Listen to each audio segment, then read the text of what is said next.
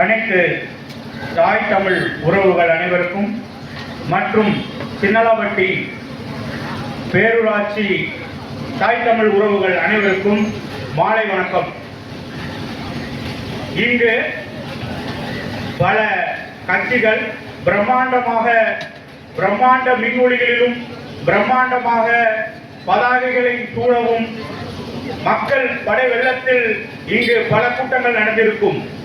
ஆனால் இன்று நடைபெறும் கூட்டமானது நாம் தமிழர் கட்சியின் கொள்கை விளக்க தெருமுன கூட்டம் மற்றும் வருகின்ற 2026 சட்டமன்ற தேர்தலுக்கான வேட்பாளர் அறிமுக கூட்டம் உங்கள் முன்னே நடைபெற்றுக் கொண்டிருக்கிறது.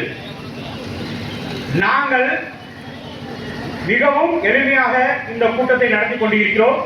ஏனென்றால் நாங்கள் எளிய மக்கள் என்பதை உங்களுக்கு உணர்த்தவே நாங்கள் எளிய முறையில் இந்த கூட்டத்தை நடத்திக்கிட்டு இருக்கோம்.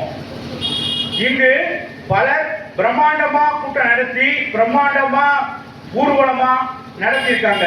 அவங்க எல்லாருமே உங்கள்கிட்ட பொய்யான வாக்குறுதிகளை பல அள்ளி வீசி கவர்றதுக்கு பொய்யான அனைத்து வித பொருட்களை கொடுத்து உங்கள்கிட்ட ஓட்ட வாங்கி உங்களை அடிமாட்டு விலையில் உங்கள் வாக்குகளை வாங்கி இந்த உங்களையும் எங்களையும் ஆண்டிருக்காங்க.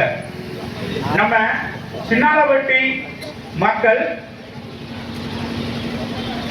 இருப்பதிலே அதிக மக்கள் தொகை கொண்ட ஒரு பேரூராட்சி. இங்கு சுமார் 50,000 மக்கள் தொகை கொண்ட ஒரு பேரூராட்சியாக விளங்கிக் கொண்டிருக்கிறது. இங்கு முதன்மை தொழிலாக என்ன இருக்கிறது? இங்கு முதன்மை தொழில் என்பது டோட்டல் தமிழ்நாட்டுக்கே தெரியும். இங்க முதன்மையா இருக்கிறது சேலை வணிகமும் சேலை உற்பத்தியும். அப்பேற்பட்ட சேலை உற்பத்தியாளர்களும் நெசவாளர்களும் இங்க இருக்கிறாங்க. அதே மாதிரி அதை தொழிலா வச்சு விற்பனை செய்யறவங்களும் இங்கதான் இருக்காங்க. ஆனா இன்னைக்கு என்ன நிலைமை இருக்கு?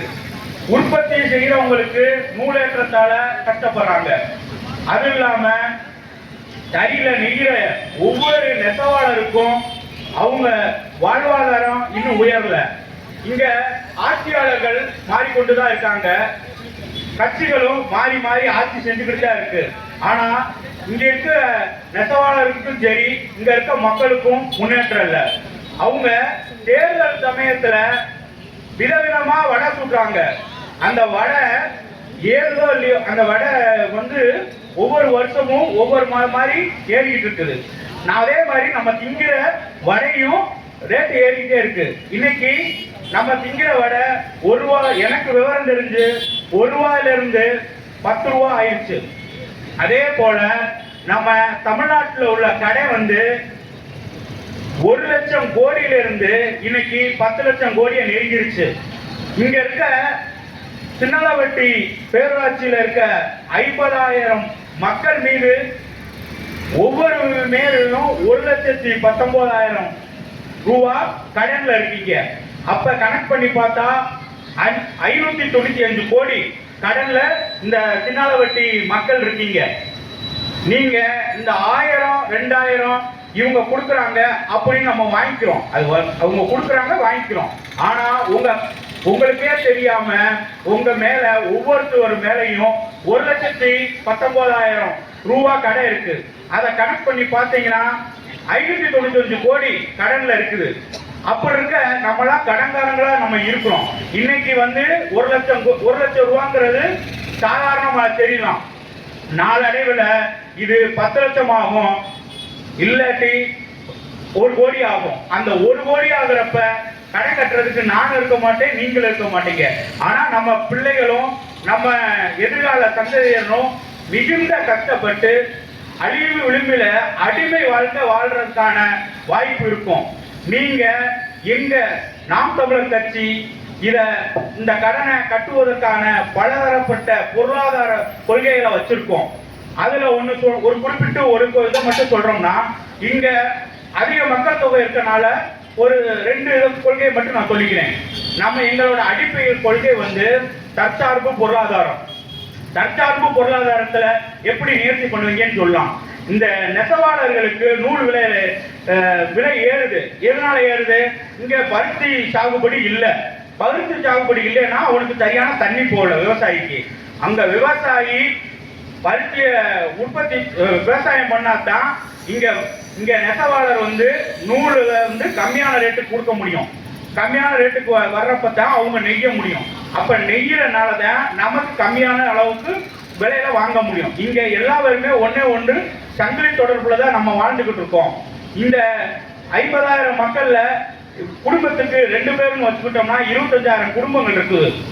ஒரு பேச்சுக்கு வச்சுக்குவோம் 25,000 குடும்பங்கள் இந்த சின்னாலவட்டிக்கு பேரூராட்சியில் வசிக்குது. அந்த சின்னாலவட்டி பேரூராட்சியோட 25,000 குடும்பங்களோட அடிப்படை வாழ்வாதாரம் உயருதா என்று பார்த்துக்கங்க. அதே மாதிரி நீங்க ஒவ்வொரு தடவையும் வாக்கு செலுத்துற கட்சிக்காரர்களுடைய வாழ்வாதாரம் பன்மடங்கு பெருகி போச்சு. அவங்க நம்மளை மீறி எவ்வளோ பெரிய உயரத்துக்கு போயிட்டாங்க. நம்ம இன்னமும் தப்பி தவிழ்ந்து வாழ்ந்துகிட்டு இருக்கோம். அதனால நீங்க இந்த தேர்தலில் கண்டிப்பா விவசாய சின்னத்துக்கு வாக்களிக்கணும். ஏன்னா இதுல பாதி வேத்த எஸ்ஐஆர்ங்கிற முறையில பாதி பொய்யான வேட்பாளர்னு சொல்லி பாதி வேத்த நீக்கிட்டாங்க. ஏற்கனவே இருக்கிற வேட்பாளர்கள் சற்று சிந்தித்து இந்த தேர்தலில் கொஞ்சம் திறம்பட யோசித்து வாக்களிங்க. வாக்களிக்காட்டி உங்களுக்கு தான் கஷ்டம். நீங்க தான் மென்மேலும் கடனை வச்சுட்டு போவீங்க. இன்னைக்கு லெவலுக்கு 595 கோடியா இருக்குது. நாளைக்கு 5000 கோடி ஆகலாம், 5 லட்சம் கோடி ஆகலாம். அது உங்க பாடு.